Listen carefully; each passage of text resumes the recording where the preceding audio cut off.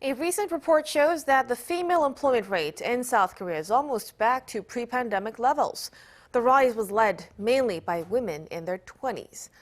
Suk-hyen tells us more. More females in South Korea were employed last year compared to before the COVID-19 pandemic.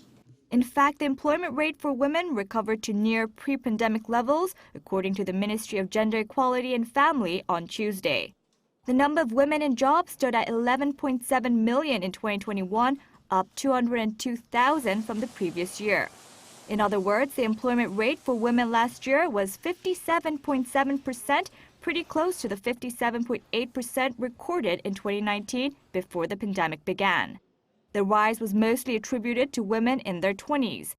Last year, the employment rate for those aged 20 to 29 was 59.6%, up almost 3 percentage points from a year before. The figure is slightly higher than in 2019.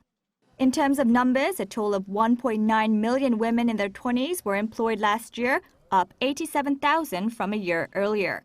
But the ministry raised concerns over their job security, as around half of the jobs were regular employments, while the remaining half were temporary posts. Meanwhile, the employment rate for women in their 30s remained low. In particular, the employment rate for women aged 35 to 39 dropped 1.1 percentage points to 57.5%. The ministry explained this was likely because many women were compelled to take care of their children amid the pandemic, making it difficult for them to return to work. Suk-hyen, Arirang News.